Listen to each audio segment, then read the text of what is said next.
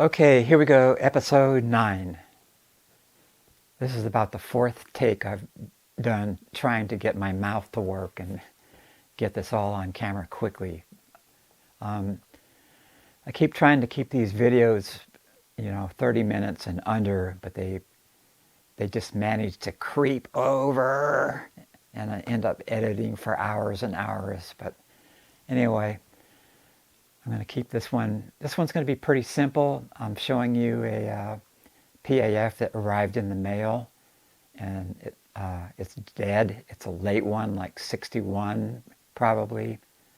The base plate has this weird matte texture to it, like a transitional PAF patent that I have that doesn't fit any of the rules. But anyway, we'll show you all that. I'm not gonna show you the repairing of it. I have to flow that over into next week. And so this episode is mostly about vintage guitar picks. And where this came from was Michael Airvold and I, when we did the Beano reverse engineering project, trying to figure out what kind of guitar pick Eric Clapton was using on the Beano sessions, kind of opened our eyes to guitar picks, and I'm showing a little bit of what I know and what we discovered. And that guitar picks are part of your tone, and it's a quick way to change your guitar's tone is just change your guitar pick to something else. But I'll explain that, and I'm demoing the picks unplugged with a bounce test, because you can really hear the difference, and then plugged in really quickly. So the plugged-in demo has the replica ABR1 on it. It also has a V cap, and I can't go over that much in this episode. They are kind of new to the scene, and the Les Paul guys don't know about them yet. Chris Verhouse, and I'll leave a link at the bottom to his page that explains his tone caps for guitars. He studied all the Holy Grail tone caps. He dug into them, took them apart, did everything. Just the same kind of thing I did with PAFs, and arrived at a working solution to make amazing sounding tone caps. So if you have a Les Paul that has a harsh bridge tone, a typical Gibson corporate mass production junk, this will smooth out your bridge pickup in a great way. But you just can't take something, off their assembly line, throw this tone cap in the bridge, and it's going to make it sound beautiful and wonderful and vintage. It's just a part of the solution. And I wholly endorse these V-caps, especially for bridge. And next week I'll go into the V-cap neck cap, because that one I need to do some more testing on myself. But the bridge one is just awesome. So that's it. Guitar picks, a quick look at the new dead PAF I'm going to restore, but that's going to be done in the next episode, because I need to do a lot of video and some tests on it that go beyond just plugging it into a multimeter. So let's get to it, and let's keep this shorter than half an hour, hopefully. No, it won't happen. So here we go, episode 9, and please share these videos to your Les Paul forums and your guitar forums, because most people don't know anything about what I'm showing you, anything about the knowledge that I'm sharing, and it's important. And there are a lot of people out there just aren't into Les Pauls, and they don't know this stuff. And They really should know it because it will help them improve the sound of their stock assembly line, you know, Les Pauls, the Les Pauls that isn't. And you should watch that series too because it explains all the vintage hardware and the harness and everything and how to fix it. And also on my guitar I have the replica ABR1, which is again stalled probably till September, October. Anyway, let's get to it. And please share, please like, please make comments, suggest topics, and let's have fun. Thank you. Here we go. This is my messy desk, and all these unboxing videos are pretty popular, and I really like the ones from the guitologist, the amp guy who does amazing videos. So somebody emailed me and said, I got a dead PAF. How much do you charge to fix it? I was like, well, I don't charge anything to fix dead PAFs because they are windows into what I want to see. And every PAF has another little piece of the picture. So let's get into it.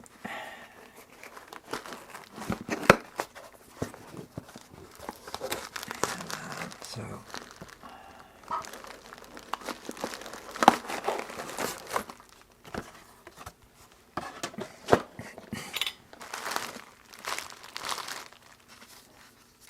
nice packing job.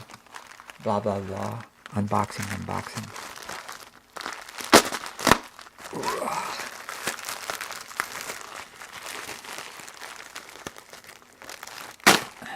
It's supposedly it gets sound and it works, but it's really weak, which is a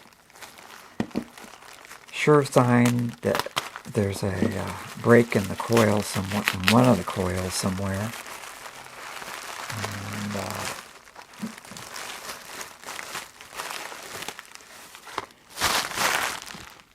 so you're seeing this for the first time, just like I am. I'm shaking the damn camera, and there it is.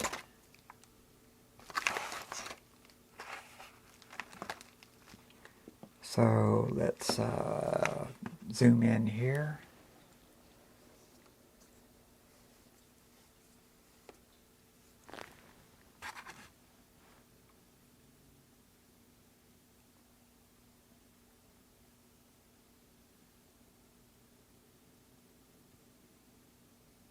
And there it goes. Okay, good.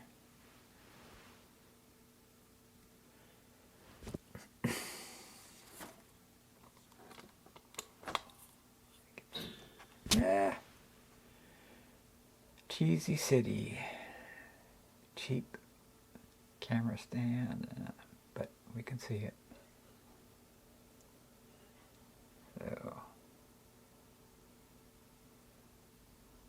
So that's about as good as we can see it on the long pole extension here.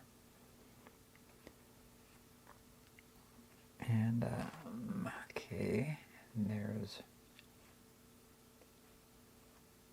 Let's pause this for a second, see if we can get closer. Stop, hold still. Okay, so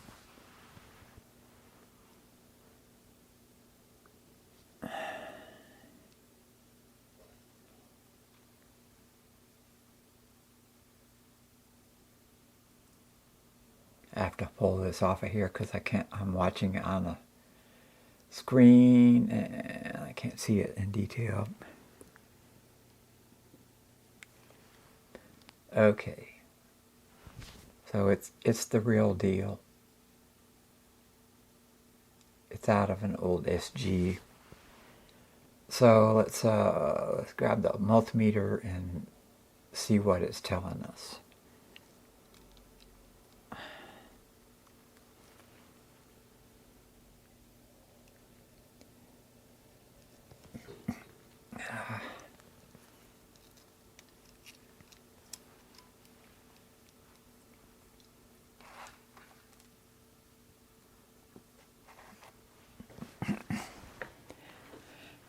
And where did I put my multimeter?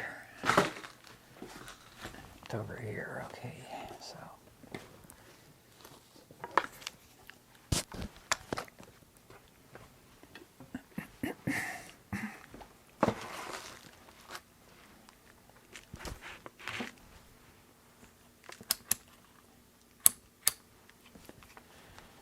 Back it off a little bit.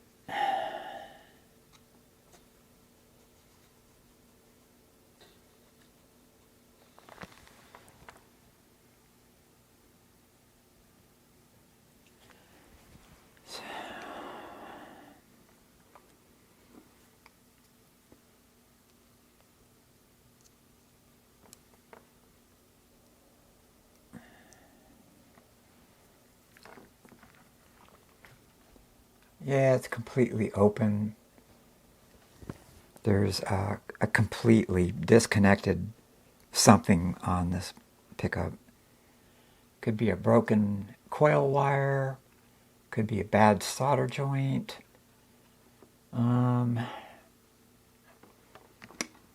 So we have to go deeper. And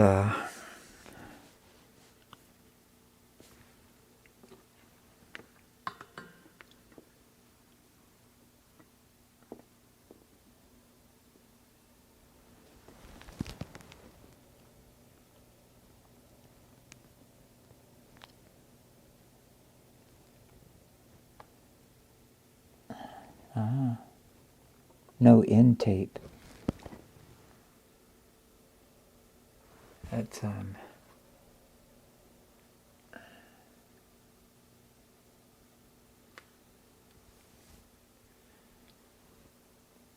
that kind of points to earlier when they didn't put tape on the ends. So let's pause this a second. So I was gonna see if I could find my ultraviolet flashlight and illuminate the tape and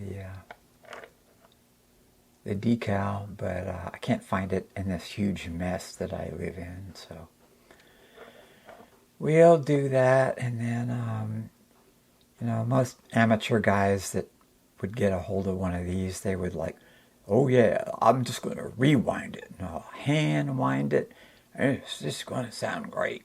It's like, well, no, that ain't the way to go.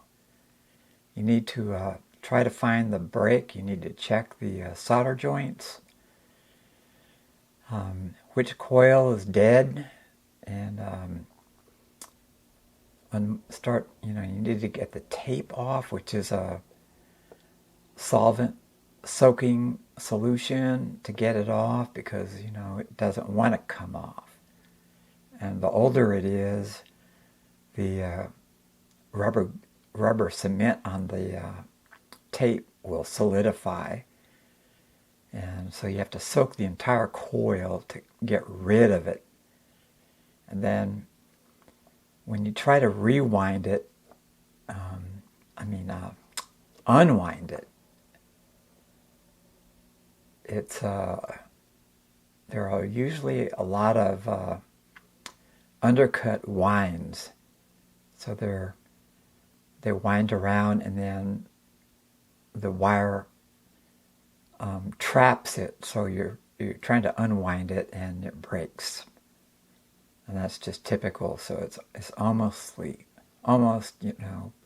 pointless to try to unwind and save the wire. But we'll see. Some of the later ones you can do that. And let's see if we can save this guy.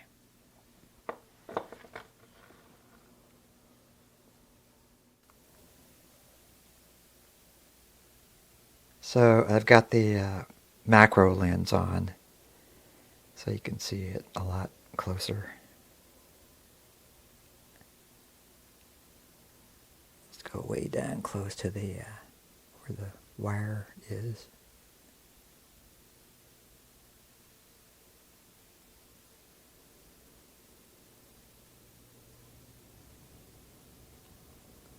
Cool slugs. I like the way they rusted.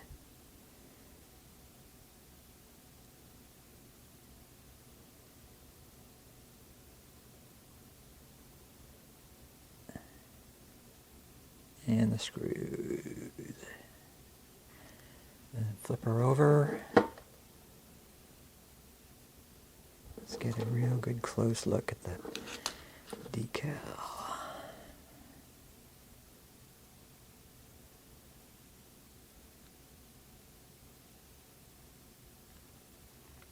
This has the odd kind of matte texture base plate that my weird late patent PAF Bucker has. But it's real, so we're going to prove that here in a second. Okay, so I'm going to have to use my stabilizer on this for sure. Let's turn off the lights.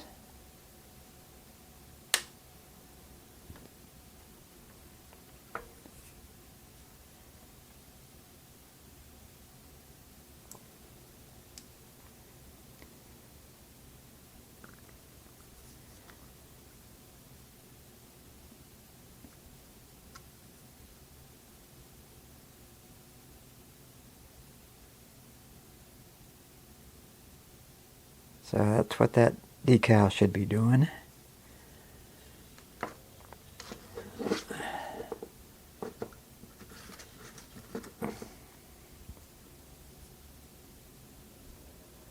There we go. Come on, focus.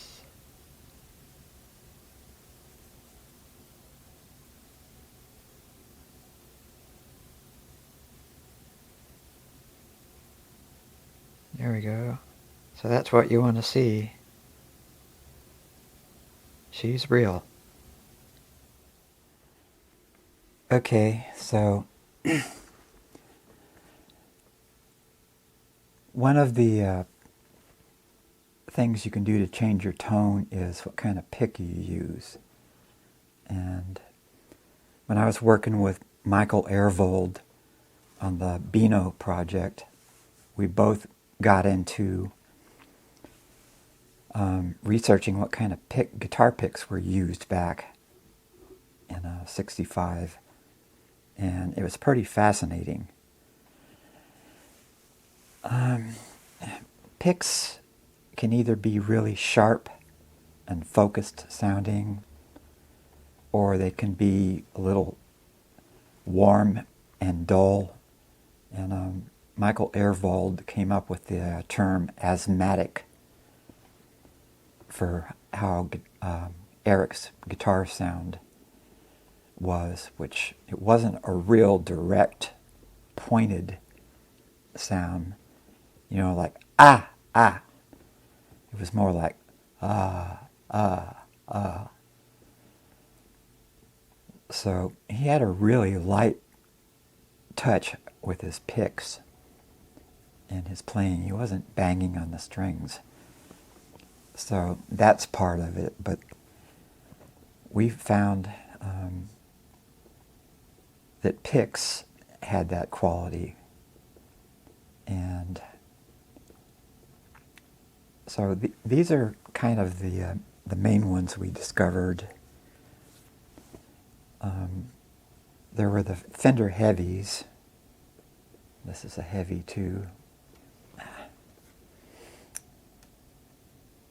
And this is just a modern one. And then there were the Herco picks. and the home plate picks. I think Richie Blackmore was famous for using those. So we tried them all out. We tried to find vintage ones, but vintage ones are really hard to find and they're really expensive. But it was really worthwhile doing all this. So I'm going to go over each one of these and do the drop test, you know, because that's how you can tell what they're going to sound like. So let's clear the plate here. Now I got to turn the volume control all the way up so we can hear the picks really good.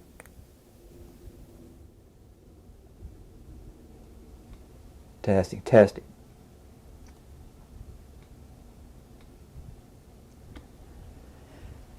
Okay, so I have to talk very low. This is my favorite guitar pick. Is the Fender Heavy White. So I've been using these forever, and I needed to resupply because like every guitar player, all our guitar picks end up in the laundry or behind bookshelves, or, you know, we lose them. So I resupplied. I bought another bag of Fender White Heavy, sat down to play it, and my guitar sounded different. It was like, what's wrong with my guitar? It didn't have the sharp focus sound that I like. And I went and found a couple of my older ones, and sure enough, they had changed dramatically. And I went and looked on the package, and it said, made in China. Oops. So I don't buy them anymore. So here we go. This is made in China. And I dug out all my old American white Fender Heavy picks and archived them, saved them, so I would never lose them. And I still had a few that were new in the package. So here's why.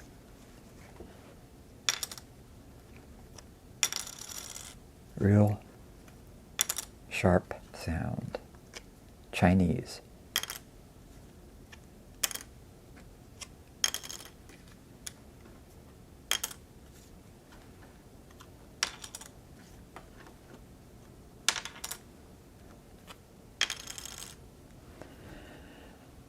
So, if you like these picks, just beware.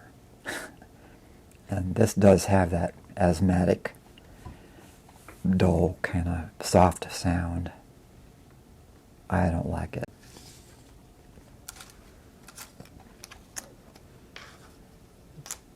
Then we found out that a lot of people were using Herco picks. And it's hard to find these vintage, and if you do, they're really expensive.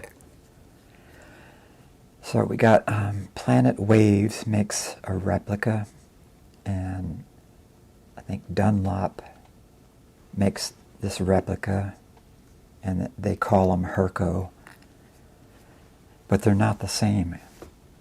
And the Planet Waves one is actually more accurate, way more accurate than the Herco. So I really like the Planet Waves one. The Herco one I don't like at all. So here's what they sound. So Herco.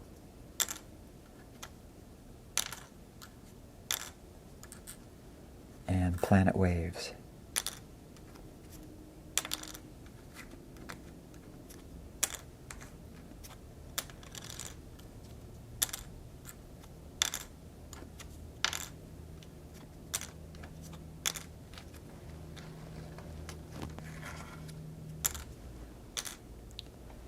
This one is just, I like it a little better.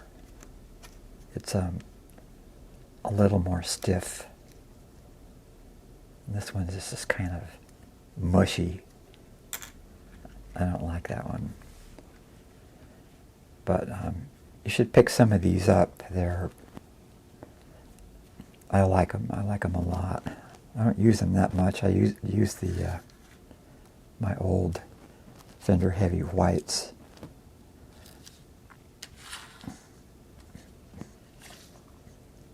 Now these are supposedly what Ritchie Blackmore used, and they're called home plate picks. Did Eric Clapton use one? I don't know. Nobody knows. But these are worth checking out. Tortoiseshell and perloid. This one's real sharp. This is warmer.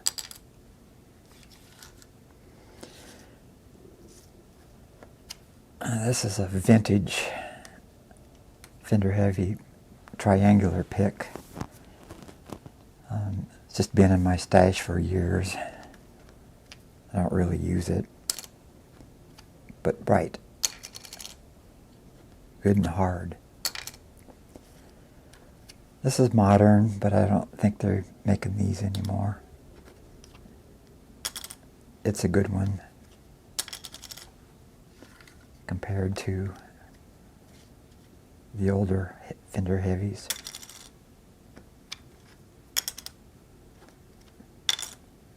But it's a little bit warmer, and I like it on Strat.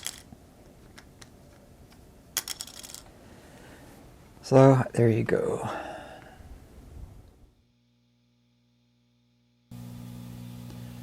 Okay, so this is the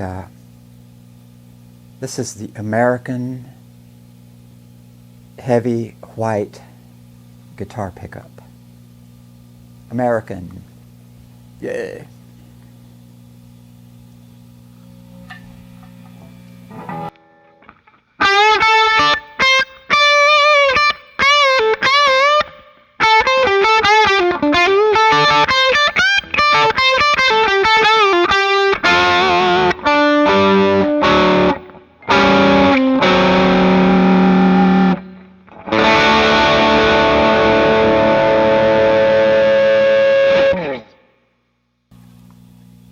This is the Chinese Fender Heavy white.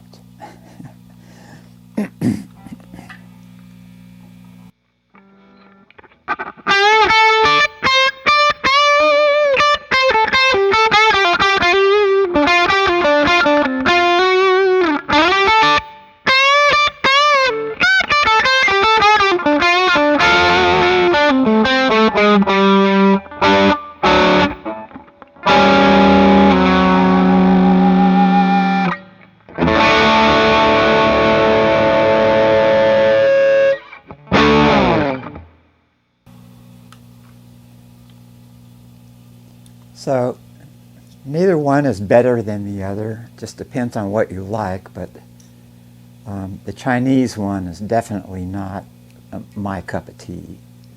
And I don't buy them anymore. I don't want Chinese picks from an American company. I don't know about you, but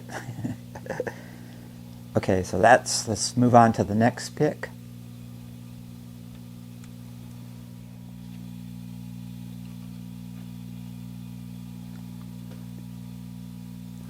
This is the Herco, made by Jim Dunlop, I think. I might be wrong about that, but okay. Herco, American made. This one, it says nylon on the back. Herco. Herco!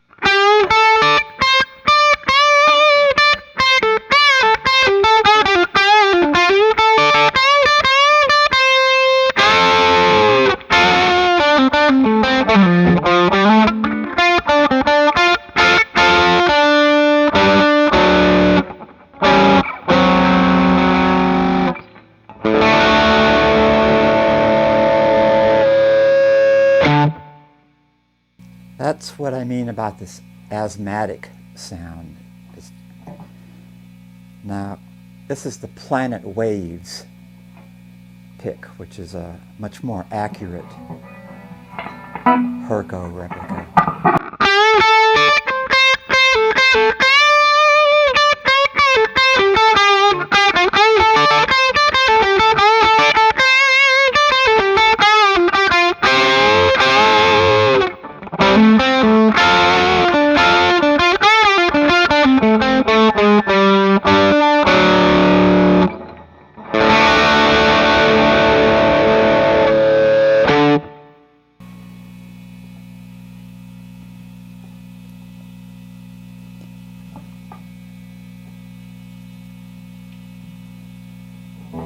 Okay, so trying to remember if I got both of them in there or not. Memory is the first thing to go when you get old.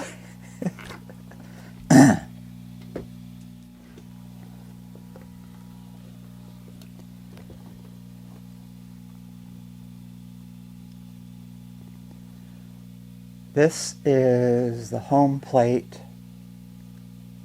pick. No idea if these are accurate sounding or not, but you can buy them, and they're kind of fun to play. They're nice and pointy, rounded point. But so we'll do the white one first because it's the sharpest sounding one.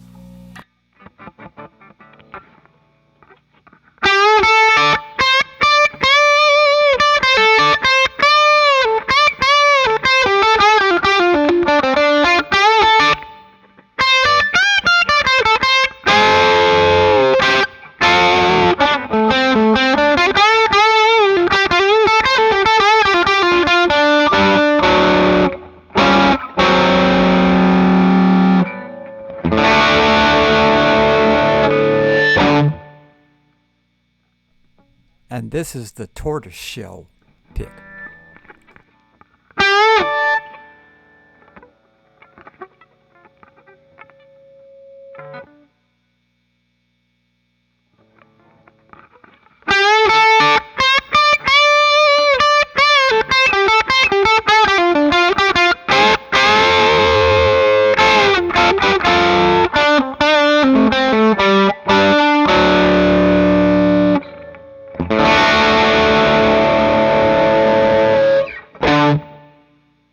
I don't really like this one. Sorry.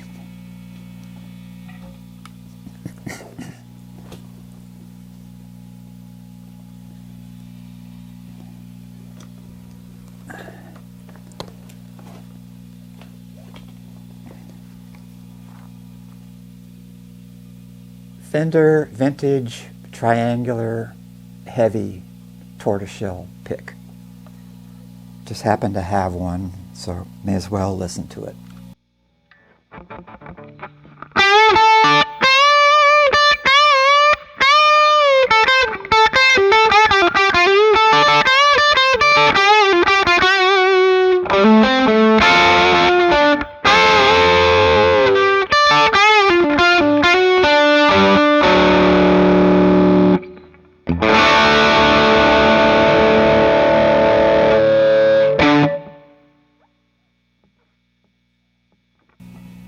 Modern, sort of tortoiseshell blue.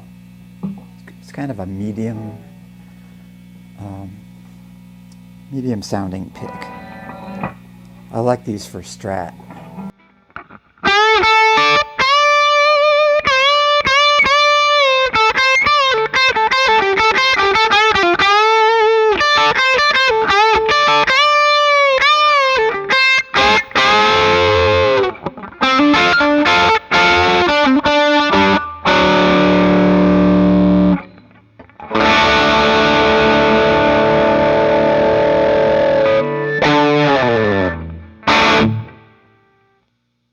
Okay, there you go.